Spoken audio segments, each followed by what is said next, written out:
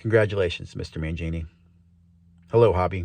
Zigino here to congratulate and applaud the President-elect John Mangini as he walks into 2025 and what's ahead of us in the hobby. Mr. Mangini asked for videos on recommendations on how we can make the hobby better. And I have a big recommendation here. We need to unify the hobby, a hobby that has recently become divided between our red wave collectors and our blue puddle flippers. How do we unify them and bring them together to make the hobby better? I think a few things are important. And I think one thing we need to do is tackle the topic of sports card breaking. I asked Mr. Mangini if I could be his secretary of breaking in his new cabinet, and I hope that he'll take this video under consideration and my recommendations and suggestions as well. I appreciate your thoughts and feedback. So first thing I'm going to say is that we need to self-regulate breaking. I say self-regulate because if we wait for the government to regulate, it will take forever and it will definitely not be what we want. And before that happens, there'll be too much damage done. So we need to step up and now start making changes in breaking. I'll say this, as I said before, breaking self-regulated once before we can do it again. How do we do it now? First of all, it starts by coming together as a community. Maybe putting into place some type of Better Business Bureau stamp of approval from the president. Hey, I applaud or I approve this break. It would not be monetary. It's not getting a sponsorship of, hey, this is a John Mangini break, but he comes in, he audits it, or has people come in and talk to the breakers and understand there's certain guidelines and rules that should be there. First of all, I'd like the breakers to implement two programs. One is a collector program. Breakers and collectors. The other one is breakers and educators / children. Now, I'll be honest here. I believe modern hobby is all casino. But if you want to get kids involved, I think we should do that through the schools and through some type of education system. So I think breakers should adopt a local school where they can donate cards or do workshops educating kids on sports cards and the business behind sports cards, not just the chasing and flipping of cards, right? But understanding why people buy, sell, why they grade, why they complete sets, understanding that. So breakers would get more involved in their local community and with local collectors. Now, let me give you an example. A breaker might have, say, a list of hundreds of different chasers who are participating in their breaks. And they might group the chasers. Here are the guys who buy in the Yankees. Here are the guys that buy the Reds. Well, these guys would have the option to adopt a collector program, kind of like a pen pal. And when you adopt a collector, that collector then becomes kind of like part of your pit crew. Probably have 3 or 4 collectors on your pit crew. And they're going to give you insights and advice and information about the teams or whatever it is that you might be chasing. So maybe you have a pit crew of 3 or 4 different Cincinnati Red fans. And they're going to be telling you what products, what chases, what the odds are as you, the chaser, getting different breaks. And of course, you're chasing the Eli De La Cruz, or maybe you're chasing some big autographs or refractors. And as you get those, sure, cash them in. But now you've got a little pit crew of guides who can help you navigate, sell, buy, grade.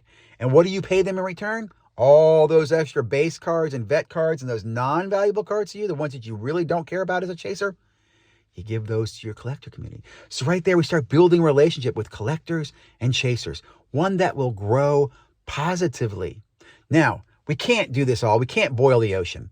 We have to start with just a few breakers in the beginning and create examples of positivity, right?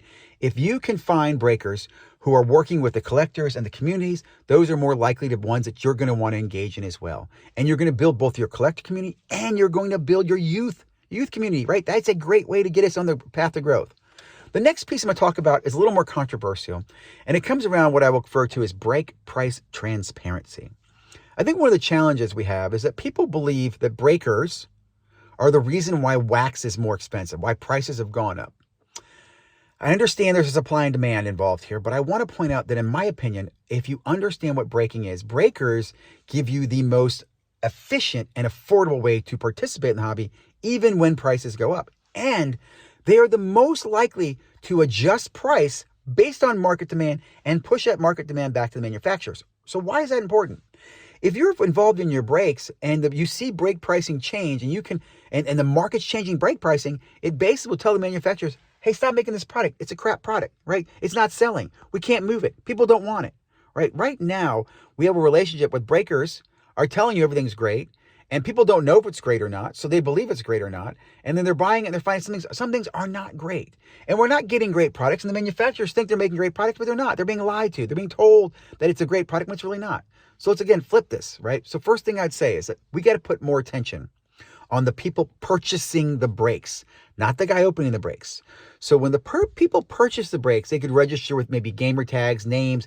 I want to kind of gamify this thing, right? They're going to get collector advisors, right? So maybe you have Team Red 1, right? Here's his advisors, his collector team. He's going to participate in breaks or products that drop. We can even line those up as tournaments in the future, right? You have breaking tournaments right now. Then you have sponsorship money coming in. All this, you're going to be going into breaks that have the best value by price transparency. So again, if I'm a sponsored breaker and I'm going after the Reds and I've got my collectors telling me what to go after, I'm looking in the market for the best prices.